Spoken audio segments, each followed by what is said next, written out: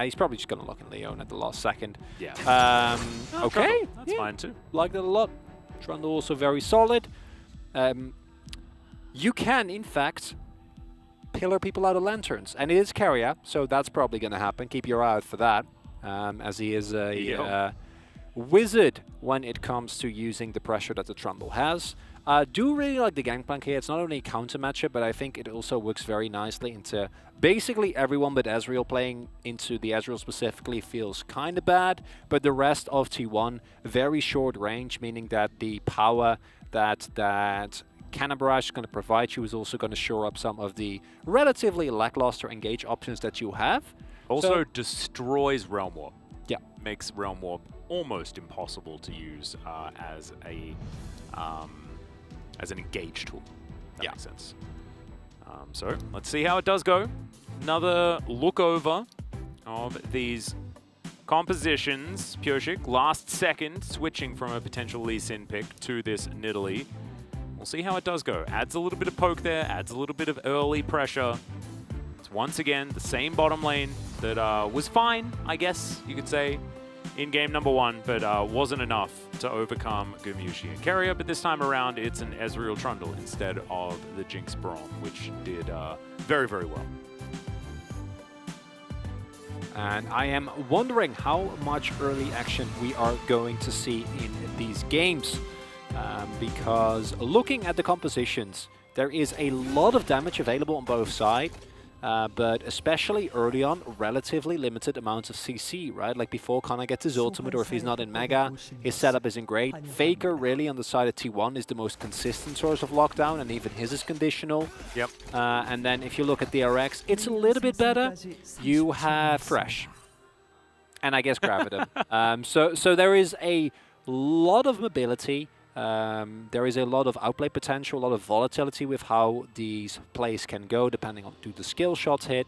When it comes to roll damage, obviously the DRX comp, early prior and top side, Nidalee and Lee, while the setup isn't great, if the skills do hit, their damage is revoltingly strong. Oh yeah.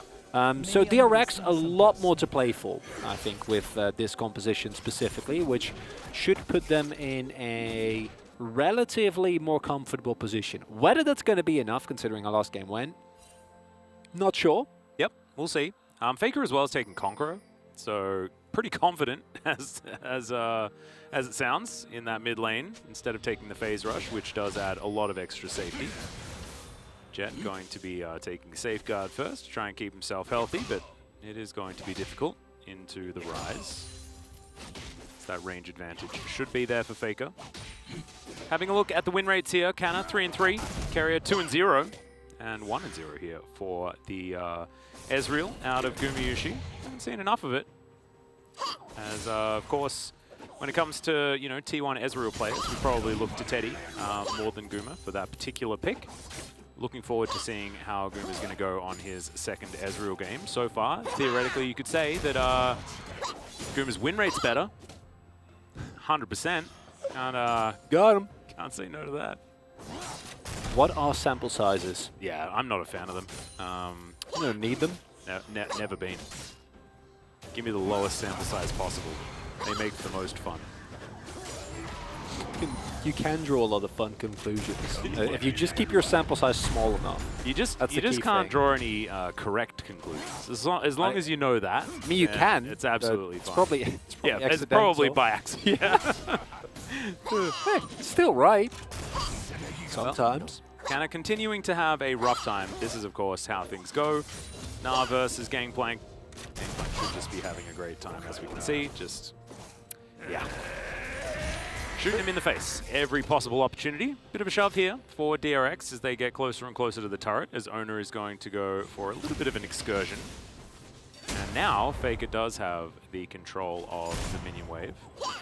Honestly, I don't think these trades are going too poorly for Kana. Kingan's mana bar is getting taken low, and they have no idea that Owner is on his way top. That's a big wave that is stacked, so they need to be a little respectful. Yeah, very hoppable as well as now Kingan. He does have flash, but he has no way out, and that is a super easy first blood to come through for T1, and Canna going to be helped out. Actually really like the kill going over to Owner as well, because Viego is going to be massive moving into the mid game. And also buy some much-needed time. Like I said, I don't think that the trades were going too horribly for Kana, as Kingan's mana bar was relatively low. He was through all his corrupting pot stacks. A play from Pioshiki would be really big. Spear not going to connect. As Guma's looking to get back here. Gravitum did come through, but not actually able to be utilized. As we can see, Guma actually aggressively arcane shifting. And now we've got Carrier clearing out vision. So TWon with actually quite a lot of control all over the map right now up against DRX. Hook will connect though, does find the troll, so not going to be able to engage onto that one, but Zan and Jin actually having a really good time here, as you can see. Zan finding the Gravitum onto Guma. It's going to be alright in the end. To be expected, early power of Ezreal, especially with a tear. Not great. Carrier also gone for the more supportive version of Trundle, whereas we've seen him play the Halo Blades with Ignite. In this scenario, they don't ever really want to all-in lane. They have Teleport and Exhaust. They are just looking to get through this, absorb as much pressure as they possibly can. And as you can see, that allows the rest of T1 to play a lot more aggressive. Carrier having a bit of a dance here. Taking a bit of time off with the old Trundle pick. Just chilling in bot lane. Yep. You don't need to do a lot. Stand there, have Guardian at the ready, maybe throw a pillar or two. Having a good time. Let's have a look at this one more time. Kingan just a little bit too far up in the lane, unfortunately. And I gotta imagine that this is also somewhat of a pre-planned play coming through, right? Because Kana was trading so aggressively, and it was continuously baiting Kingan to try and gain an edge over him in terms of laning. And with Kingan fully opting into that, like, there is just no way he ever gets out. He's too low to ever really survive that gank. So nice coordination there from T1, and exactly the type of play that you want to see. And as you pointed out, it's really nice that the kill goes to Owner, because I think especially as he is able to find a next back and maybe pick up some steel caps, Kana's going to feel completely okay. Yeah. And now Owner can skirmish around the map, pick up more kills, which snowballing Viego is an absolute madness. Well, you could see that DRX were thinking about going for a gank onto Faker in the mid lane. Faker backs away at the right time. Cannon Barrage, just to try and mitigate some of the lane control that Canna did have at that time, buy him some space. DRX are taking the Dragon on the other side of the map. I actually quite like utilizing the ultimate there to make sure that no cross-map play was possible. Yeah, it's kind of done. And as T1, you are completely sacking isn't really the right term. You're neglecting your bot side, right? Like, you're not giving them any attention. Like, yeah, Guma, sit in lane, farm up, catch as much of the wave as you possibly can, try and soak as much damage as you can, and then Owner gets to aggressively push in. Might go for a dive on Kingan in a little bit, who just teleported back to lane. But you do need to pick up a little bit more than SC1 than what you've gotten so far. So wondering whether they're actually gonna really cash in on that. In a minute, of course, Rift Herald will spawn, and then you can start turning this top side pressure advantage into an actual objective. Because so far, Faker's up a bit of CS, courtesy of Rice's amazing shove, as another dive maybe coming through, but nope. Spear going to miss. Could potentially still go for it, as there is a cannon still sitting underneath this turret, but as you can see, Faker was moving on down and has Realm Warp available. He was going to be respected. Gromp now just going to be the consolation prize for Pioshik, who is going to continue to forge further ahead when it comes to that farm. Certainly good news for him. He's going to lose his Grump on the other side. But not the end of the world. There's the kickback. Spear is going to miss, as Faker is able to walk out of it just quickly enough, as there's the Realm Warp, and Faker is going to just walk out with 110 HP. Not even close. Not even close.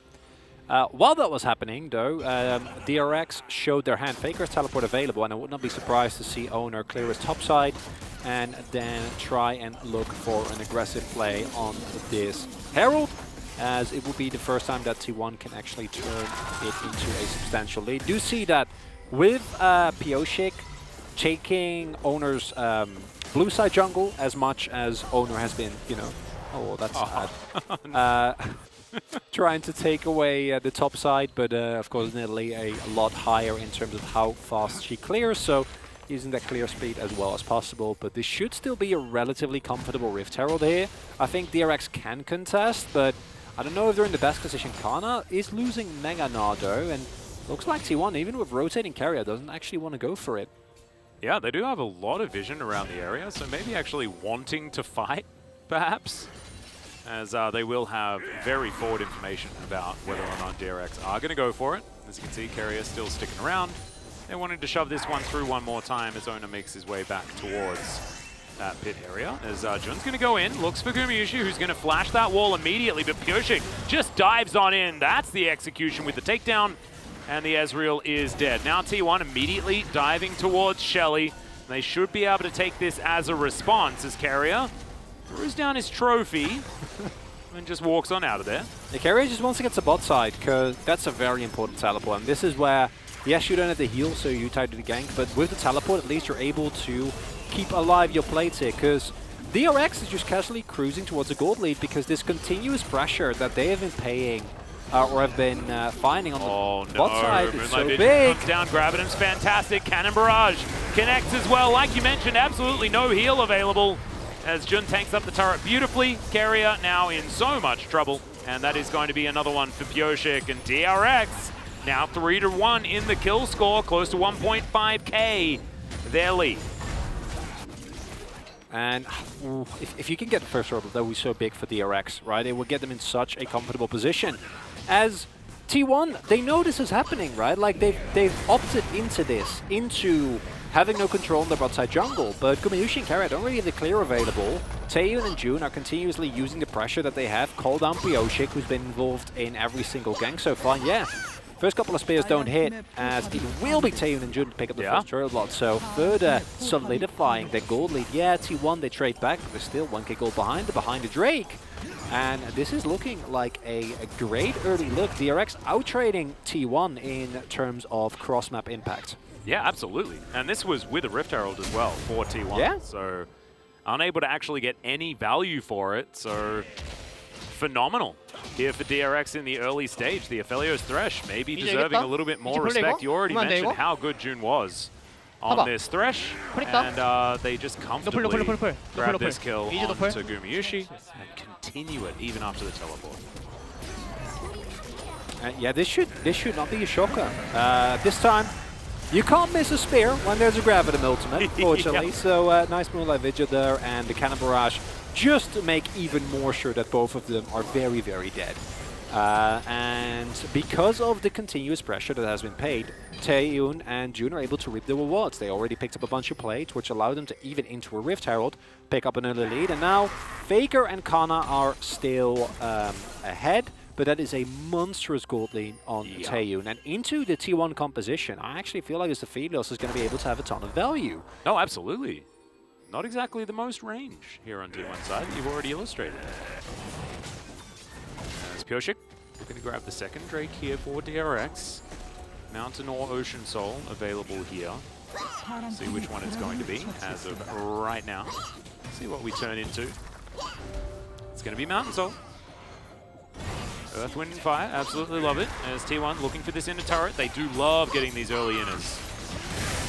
As True Shot Barrage actually doing a lot to deter DRX from the defense, and so that is going to be that injection of gold. Not quite able to get T1 back into a gold advantage, but going to even things out very nicely. As on the bottom side of the map, DRX is going to be stealing away a blue buff and looking to try and get this wave towards the inner turret, but not going to be able to trade back in kind. So it looks like Canna will be making his way there pretty soon, has teleport available if he needs to, but not going to overextend here for Kingen. So DRX still in a fine position.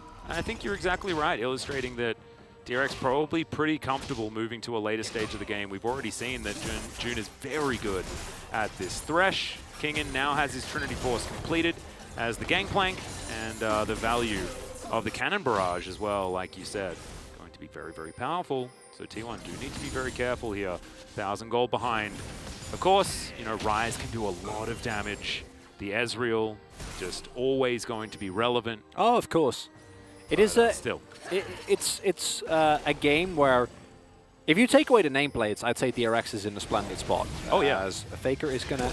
Oh! Yeah, not going to be able to get back into the Realm Warp this time around, as Faker's just going to get taken out This time, Jet is going to get the ult in order to cancel. And that is going to be a very comfortable pick onto Faker. Now DRX, what more can they get from it as this entire top side is available for them to take as far as all of that farm. Now the Cannon Barrage going to be used to mitigate a whole lot of the push here on the bottom side. I don't think the cannon was actually taken as Guma. Needs to be careful there. Severum is going to wear off, but now the long-range weapons are in for TWon. The spear not going to connect, of course, as True Shot Barrage looking to clear out the minion wave. Not going to be able to take this mid turret just yet. And based on how the last game went, you're always going to be moderately scared for DRX because in terms of raw teamfight execution, TWon seemed to outmatch them. However, I think that DRX are playing this early game beautifully. They're making use of the ability of Gangplank to soak pressure on topside, using the global pressure of the Gangplank ultimate in a myriad of ways, and then also punishing some of the less respectful tendencies of TWon, right? Like Gumayushi not really respecting that he has no control of his bot side jungle. And just walking through there, getting randomly hooked. Then TWon as a whole not really responding appropriately to the continuous bot side pressure that comes through from DRX.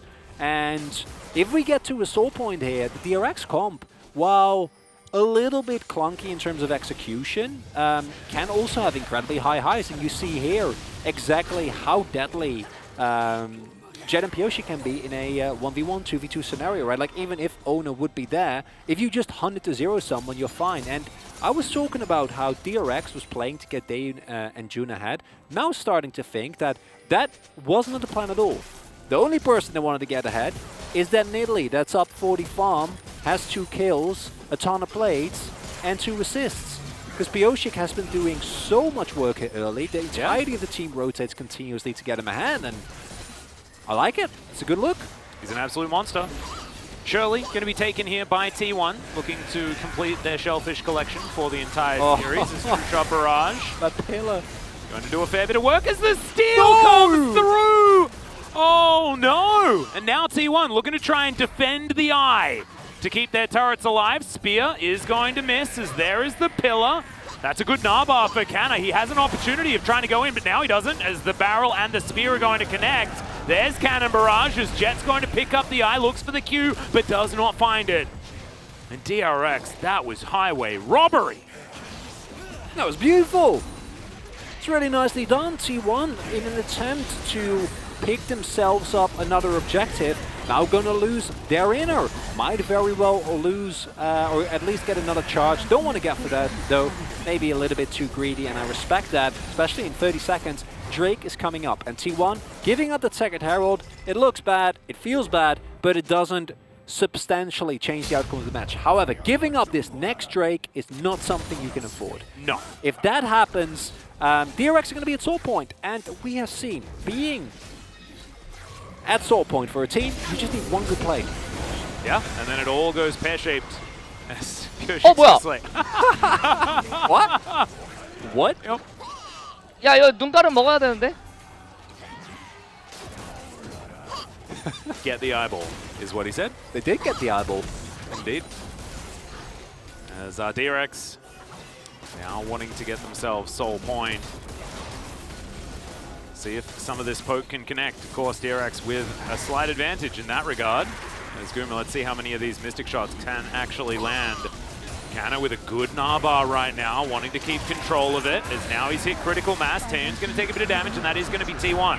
Locking this one down. Canna looking for his opportunity, but maybe he's overextended. The spear connects onto Faker, and now he can't go in.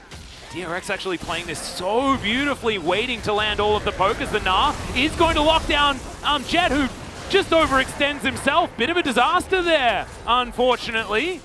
As Owner now turns into a Lee Sin. Spear, oh, I mean, Guma or Faker were dead if one of these hits max range. As, yep, like the zoom, thanks Jonah Strong. Knows exactly how valuable that is as Carrier slowed down by the spears. As DRX just going to zone them away, looking to take down this inner turret as a trade for the Dragon. Still trading up here are DRX. And Jet getting over enthusiastic there, but still a really nice way for DRX to get something out of this play. Right, yeah, TWon, they're able to pick up that Drake, which it's the first Mountain Drake, doesn't really matter in the grand scheme of things, more so that you deny DRX a soul point. But then you see how much T1 needs to do just to not get murdered by those spears, right? Yeah. Like, the amount of pressure that comes through is immaculate. And Kana has flash available here, right? So if he wants to, he can actually go in for a multi-man flash. But the call here, I think justifiably so from T1, is like, we don't actually want to fight. Like, we got the objective. We just want to get out of here.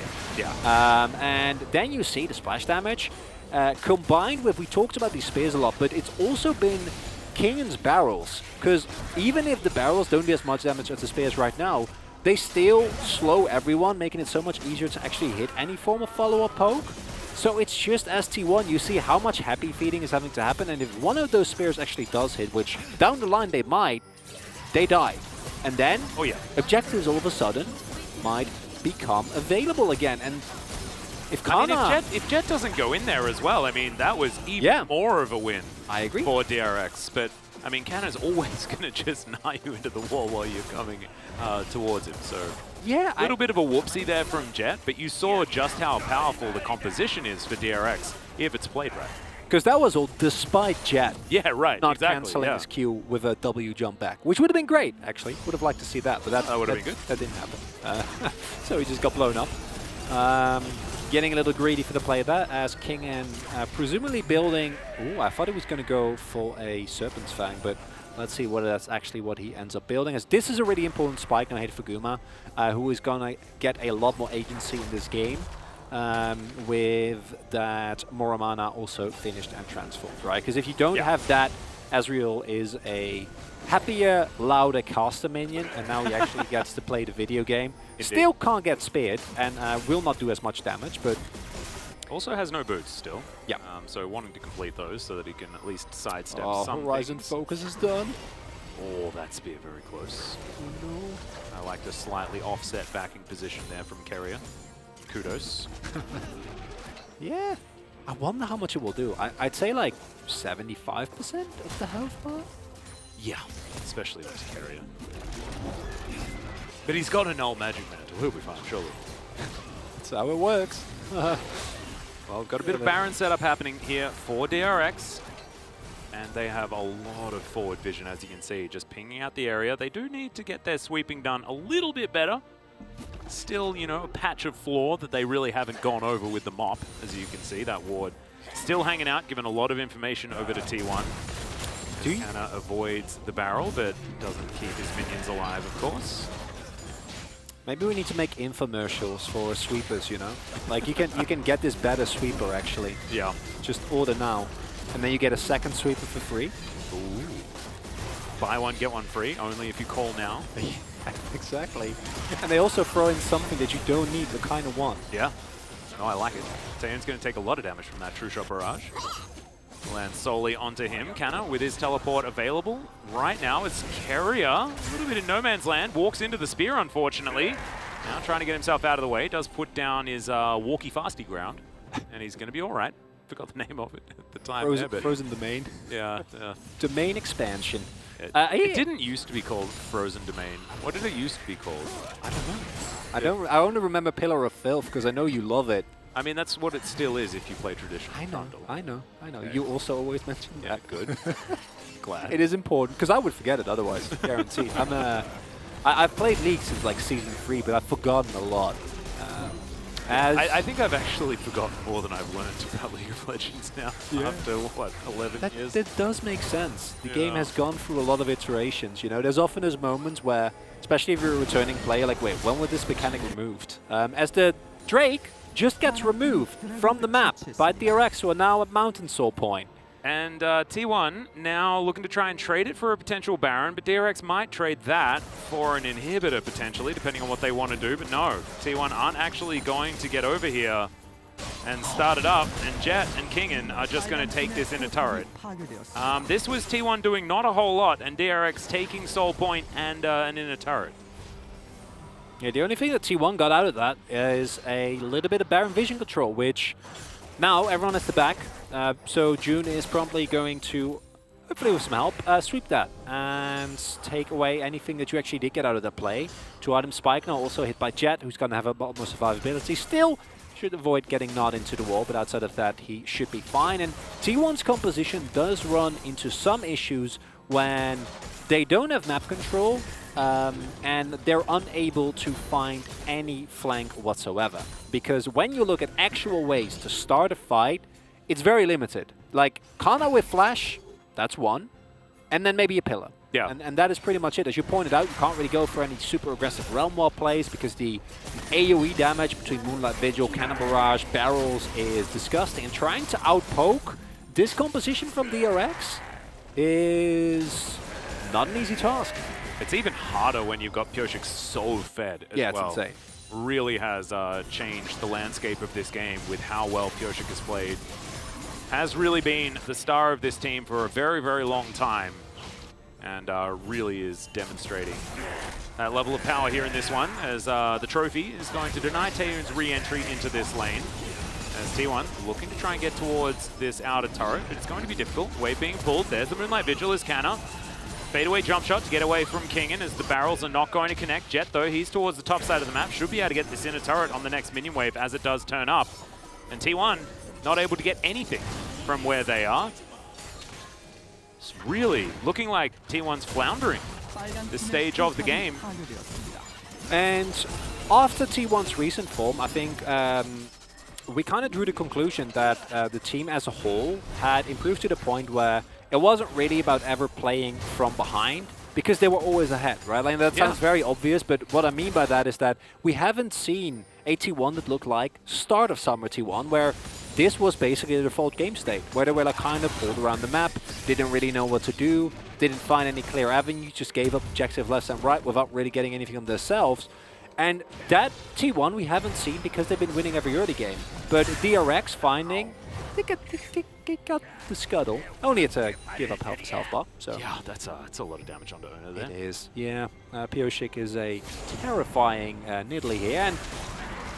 And it is a look that now seemingly, when playing from a deficit with a composition that doesn't have very clear-cut, we press this button and we go in type of comms, is running into some issues. And yeah, you can scale, you can wait for Guma to hit 3-4 items, and then look for a really big play of Faker, of Kana. It's not all doom and gloom, but this is still a look of T1 that I thought we'd mostly gotten rid of, or whether they would have, but not looking too hot here in this game against DRX. Oh, we're going to find an arrow into the wall, onto the Thresh. Jun just going to get exploded. Guma able to do a whole lot of work there as the Realm Warp. Going to get Canner out. Look above. Potential danger is, yeah, Kingen's going to trade this for an inhibitor. Throws down his Cannon Barrage onto the Baron as T1 still standing in the area, not sending anyone home to try and defend this one.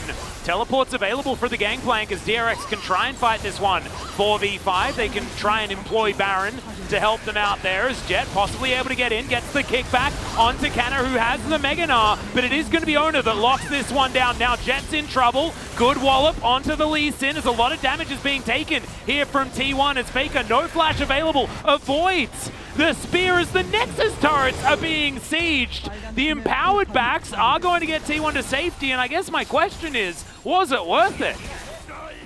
And that's a hard question, Atlas, one that we're going to have to see the answer to over the next 2.5 minutes, because it is DRX again punishing the kind of slow decision-making from T1. Not only is it slow, but DRX's comp is so incredibly good at just sitting from a little bit of range and poking away. Kingen with the Cannon Barrage, Pyosik with his relentless amount of spears that are being thrown, and in 15 seconds you need to win this fight as T1. This is the Mountain Soul that is up here for DRX. And it means that the value of the inhibitor is actually a lot higher, as Gumayushi getting that damage onto Jun is big. Kana still has flash, that's really huge. That allows them to have a little bit more reliable threat onto the backline. T1's going to have to start something relatively soon if they want to be able to use Canna's Mega Gnar effectively. Control Ward goes down, avoiding the traps. T1 grouped up as 5 once again. Kingen doesn't have his Cannon Barrage available just yet. As Guma goes in, that's a lot of damage on to Kingen. True Shot Barrage is going to go wide, but it is going to be a secure of the Mountain Drake. Faker somehow managed to get hit by that spear. A little bit unfortunate. If I was him, I'd say that was a little bit unfair, but that's all right. It happens. going to be able to go back. It's going to be a very defensive Baron play as DRX have run of the map right now. And this is a real nail-biter, Atlas, is. and that's I don't think that's what we expect, especially not after game number 1. But DRX, you can also see that above all, they don't want to throw this game, right? Like, doesn't matter what the series, doesn't matter that you're out of playoffs. You need to try and find a way to win this one game that is ahead of you. As when TWon are able to pull the trigger, they're fine, but then this play here shows how much power is available. The fact that Carrier doesn't die is and gets into King's tribute range and gets all of his health as the Baron dies. That's very unfortunate for DRX. Disgusting, right? Only Faker never really gets out there, and while this is happening, like we said, you lose a turret, an inhibitor, and a Nexus turret. So that is a sizable amount of gold that you give up. So in terms of gold, not really worth it for TWon as TayUn. Oh yeah, completely out of position. He's going to have to flash. Subjugate actually put down on top of him as the Lantern is going to get him back to underneath this turret, but it is dead. Kingen is once again splitting on the top side. We've got 13 seconds left on this Baron, so the Empowered Recall will get Faker back home as Owners roaming up. So, looking to see whether we can collapse onto Kingen to grab ourselves a kill if you are T1. He's going to get into that brush, spotted now as the barrel comes through, fighting against Owner, as Kingen will be able to win out on that one, but has to invest his Cannon Barrage. Not able to take down the inhibitor turret just yet, but this 4-1 with Kingen in a side lane is working wonders for DRX. It's doing really well, and it's utilizing the relative lack of reliable hard engage. Again, I'm actually loving that Kana is holding onto his flash so much here, because there's been multiple windows where he can go for a big flash play, but it's one of those situations where holding the flash creates so much more threat for DRX, right? Because once that Summoner is on cooldown, T1's effective range to start fights outside of a random pillar or someone getting caught off guard is fairly limited. And DRX are using that simultaneously, that kind of respect from T1 and the lack of ability as long as they keep track of the Gnar, to just pull them around the map. And normally it's T1 pulling people around the map.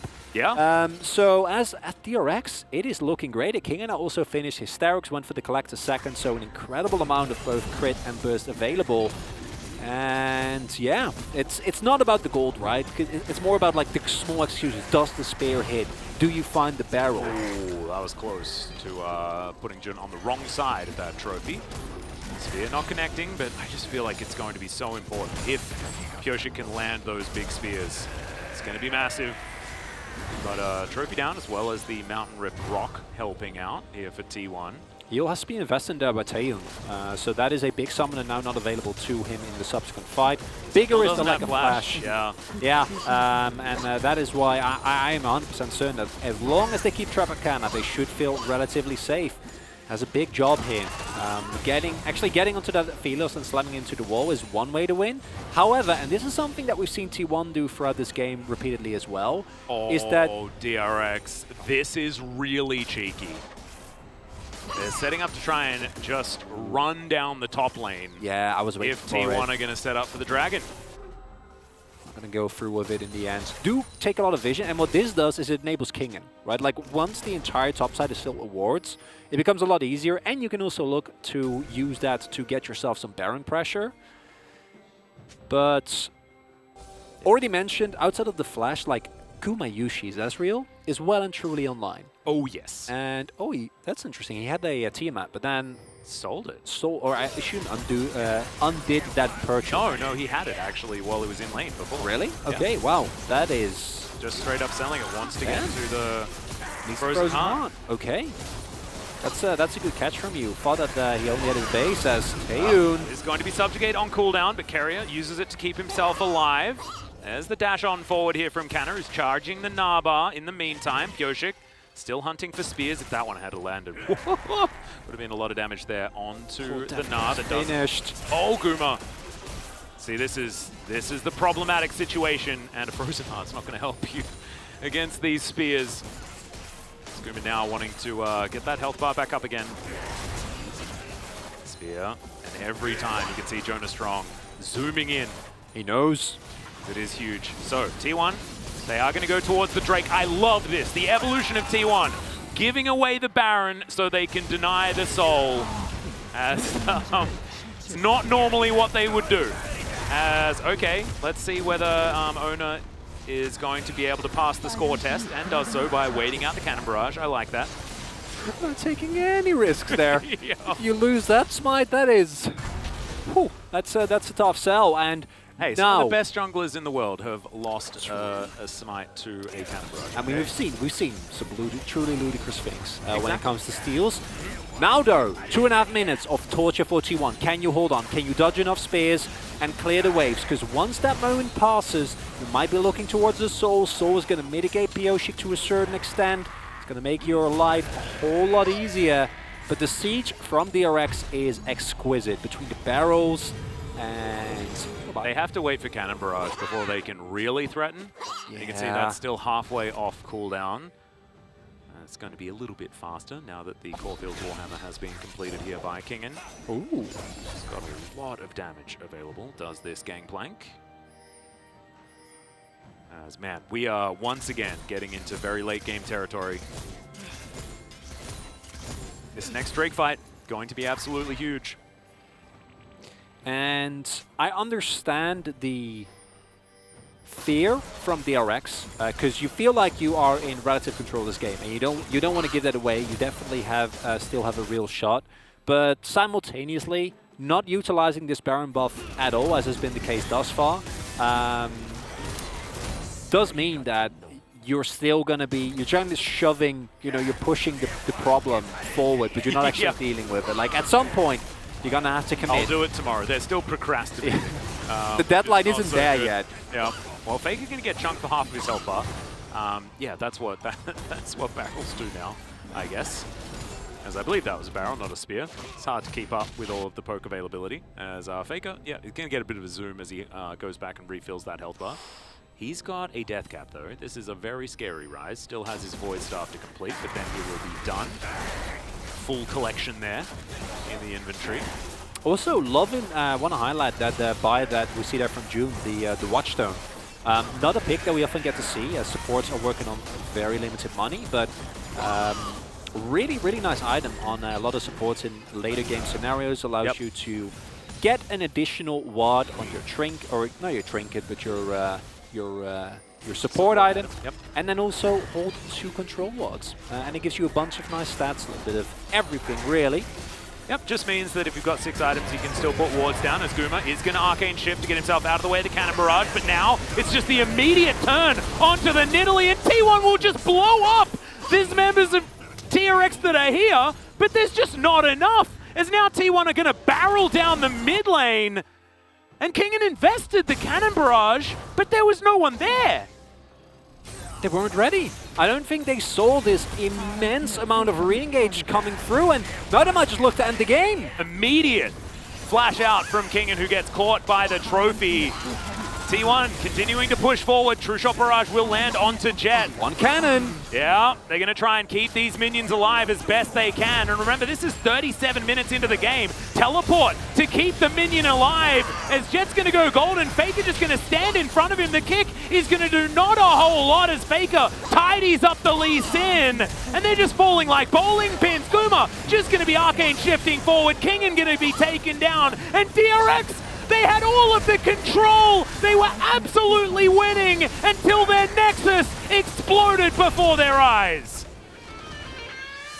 One moment of weakness is all it took for T1 to take control back over this match. But man, DRX with a valiant effort, more than could be expected, and a reason for T1. We see the decisiveness that has really not been there since they were playing on the back foot the entire game. Come through there at the very end. But, oh man, that was a nail-biter, Atlas. That really was. And to use an old KT adage that we haven't used very recently, clean 2-0, nothing to see here. Because, look, that's what it reminds me of, right? This was not one of these matches where, as a T1 fan, you're like, oh, look at how my team just smashes the opposition.